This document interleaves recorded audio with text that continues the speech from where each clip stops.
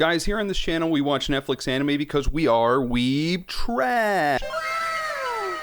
So if you didn't know, the Cyberpunk Edgerunners miniseries 10 episodes just aired on Netflix on September 13th, and I binge watched the entire series. This show was directed by, I'm gonna butcher this, Hiroyuki Imaishi, who also directed Gurren Lagann and Kill la Kill, and a bunch of other noteworthy anime. And he was also the key animator for Neon Genesis Evangelion, and was the key animator on a few episodes of Fooly Cooly and Full Metal Alchemist. There are a ton of accolades with this guy, I'll put him up right here. And Edgerunners was written by Masahiko Atsuka and Yoshiki Usa. I'm really sorry I pronounced it incorrectly because I'm really bad with Japanese names, but they are all part of Studio Trigger, who produced this show. And I just had to give them credit because I love this show.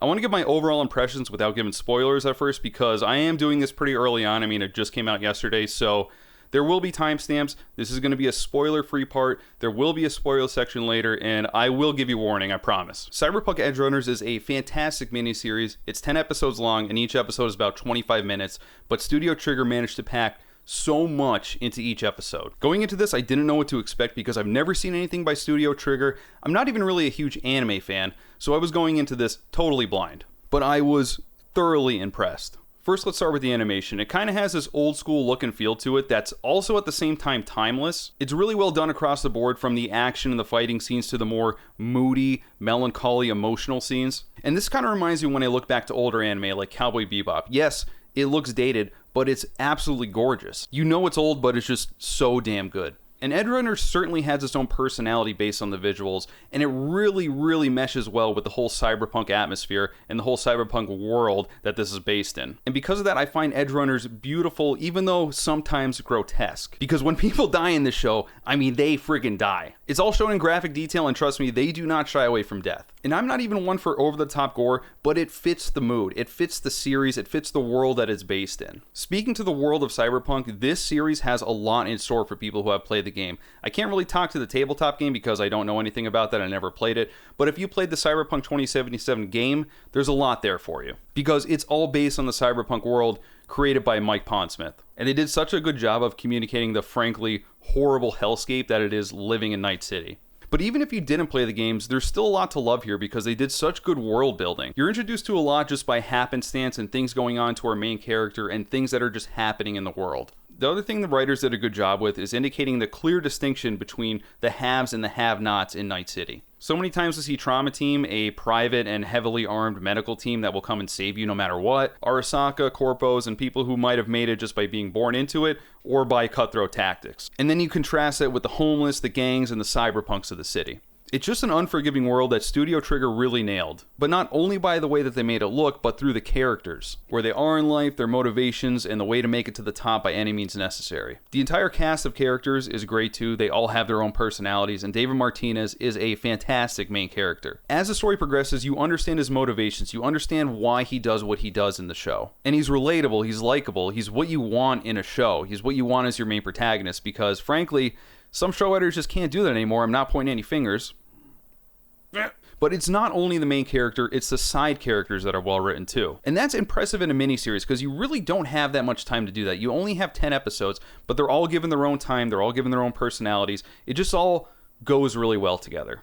And the voice acting for these characters seem good to me. I mean, I don't know, I don't speak Japanese, but even the English dub is pretty decent. It's not intolerable like some anime are. I can't say anything about the story yet, and I apologize because this is the spoiler-free section. What I can say is it kept me glued in. This is the first series in a long time that had me wanting to watch it in one sitting, which I did. And that really speaks to how well it's put together because me, who I can't turn my brain off, it's really hard for me to sit down and just watch a series in one sitting. But I was fully devoted to seeing David's story through to the end. That, of course, isn't to say that Edgerunners is without its faults. I try my hardest to come at all these reviews with honesty and tell you guys what I honestly think about it. And I will say that there are some pacing issues in the second half of the series, at least for me. For the first half, the pacing is dead on. It's absolutely perfect for the first 6 episodes. The remaining 4, while still great, they do falter here and there, but it wasn't enough to take me out of the series. It wasn't enough to make me not like it. I still thought it was fantastic. And I will go into detail on why I think that later. And the last thing I want to touch on is the soundtrack. I know it sounds like I'm gushing over this show because I am, but the music, the scores, even the background synth music, It all just goes really well together, and elevated those emotional moments to just make them hit that much harder. So now I'm going to go into spoilers. If you haven't seen the show yet, please shut this off. You don't even have to come back to this, just go watch the show right now. And make your own opinion, because hey, you're your own person, just don't listen to me. I'm not saying this is a fact, this is all just my opinion. But okay, this is the spoiler part. If you haven't seen Edgerunners, please turn this off. You've been warned. So if you've seen the show, you know what happens at the beginning. David and his mom are victims of a drive-by shooting, which is probably just an everyday occurrence in Night City. And she gets sent to the hospital for her injuries. I love how this is contrasted with Trauma Team, who you pay out the ass for and they will come save you no matter what. But if you have no money, you're ending up like David's mom and in this backwater, dog water medical room with the surgeon who doesn't even wear a shirt. But like I said, that's what happens in Night City if you don't have any money. It's actually kind of sad. But that's the catalyst for Dave's entire story. His mom passes away and then he goes back to his apartment and finds this cybernetic spine, the Sandevistan, or the Sandy. And he takes it, he goes to his Ripper doc and he says, I need to chrome the fuck up, which I love that line. But anyway, he takes it, he puts it in his spine, and it gives him the ability to move very, very quickly, like super fast. And they took an awesome artistic approach to show how David moves really fast in the series. So when he activates it, it shows an x-ray of his spine and it powering up, and he has the ability to move very fast and shows after images of him while everyone else is just standing still. But the cool thing is that while they show that, they cut back to him using it and show it in real time. And it's a nice touch to really communicate the immense power that David now has with the Sandy. I also really enjoyed how this led to him meeting Lucy, because Lucy is this chip pocketer. She steals the chips in people's necks, and she does this to David, and then David catches her because he has the ability to move really fast with the Sandy. But then when she just decided to team up with him after she saw his abilities, I was kind of taken out of it for just like a little bit. I wasn't really believing that this character Lucy would just team up with David, a kid off the street, because she seemed to work alone at the time, and it just didn't really make much sense. While she would just say, oh hey, you can move really fast, well why don't you just team up with me? But all of this pays off in a fantastic way, because as it turns out, she's working with another crew unbeknownst to David, who is looking for the Sandevistan. So she finds out that David has it and then tricks him. She lures him in, and all of her crewmates meet up with him, and then they find out that he has implanted the Sandevistan inside of him, and that is the piece of gear that they wanted to buy from David's mom.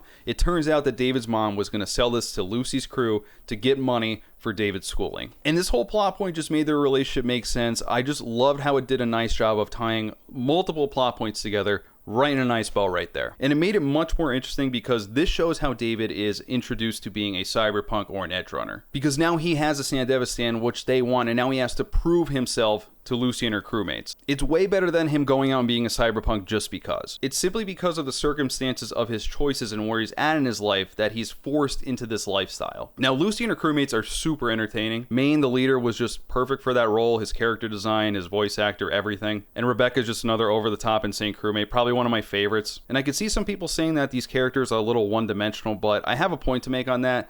You have 10 episodes. You really don't have that much time to flesh out everyone, give every single person a backstory. It just doesn't work like that in a miniseries. But even with the time that they have, they still do a good job of communicating everyone's personalities. All the characters, all the crewmates, all the side characters, they do a good job of showcasing them. But this is my favorite part of the series. It was David becoming one with his crewmates and going on all these jobs with them and learning how to be a cyberpunk. And Maine and David kind of gain respect for each other, and Maine kind of becomes someone that he looks up to as they're doing all these jobs, and David is just learning from all of them. And all the action and animation throughout this is amazing. I really can't say much about it because I think it's just something you have to watch. You have to experience it. I could say all I want that the animation's great, but it's really something that you have to just go see. So as we all know, David gets romantically involved with Lucy. So she admits that when she tricked him, when she showed him the brain dance of her dream of going to the moon one day, she says that it wasn't really all a trick, and David really was the only person that she ever told her dream to of going to the moon. So when telling David this, David now just wants to get her to moon. That's his new drive.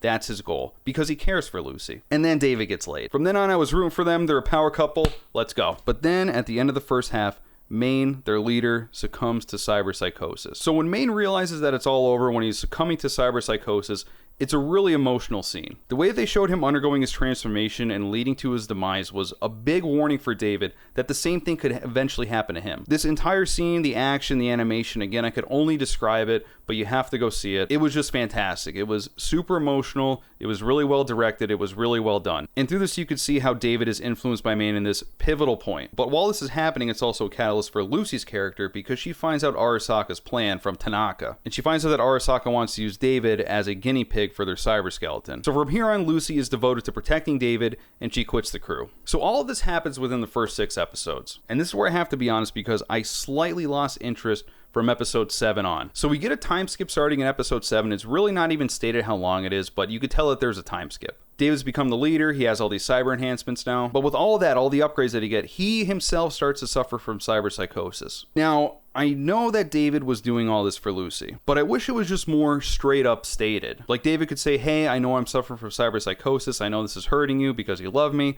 but I just want to do this for you, I'm just trying to do all this to get you to the moon.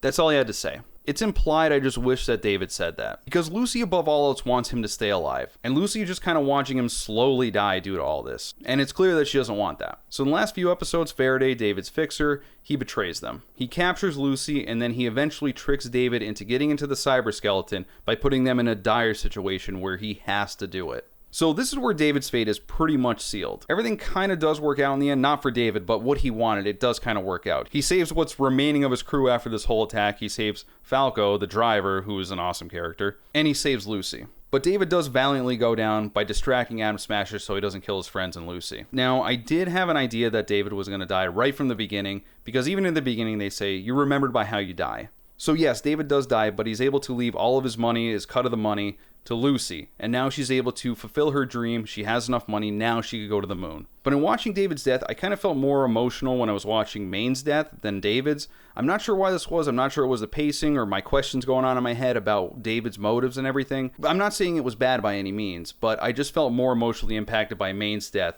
than David's. But yes, Lucy does get to the moon, she achieves her dream, and there's a beautiful shot of her looking up at the sun just like her and David did when they were in the brain dance, and it all wraps it up very nicely. With all that being said, I did thoroughly enjoy this show. If I had to rate it out of 10, I'd probably give it an 8. If it wasn't for the second half, I'd certainly raise it higher, and maybe it's just me being nitpicky there. The dialogue, the characters, they were all well written. The action and animation was gorgeous, and the way that Studio Trigger conveyed the frankly nightmarish hell that is living in Night City was very convincing. And the message that even if you think you're built differently, like David did, if you push too far, you're gonna end up with the same fate like everyone else in Night City.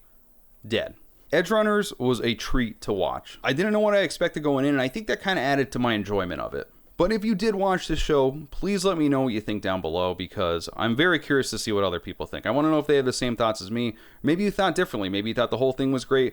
Maybe you thought it was crap. I don't know. But for me, it was a solid show, which I'm thankful for because I've been watching pretty much crap lately. So what's coming up next, guys? Well, unfortunately, I'm going to be watching The Rings of Power, episode 3 and 4. But then in an out-of-nowhere surprise, Star Wars Andor. Who wanted this? Did anyone want this? I mean, I watched Rogue One. It was an okay movie. I liked it. I enjoyed it.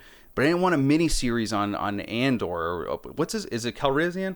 Calrissian Andor, something like that. I can't imagine that this is going to be good, so I'm very excited to watch it. But seriously though, I'm going to keep an open mind when I watch it. I'm going to try to enjoy it. I'm going to try to find the things that I like. But if it sucks, then it sucks, and I'm going to say that. Anyway, guys, thanks for watching. I'll see you in the next one. Peace out.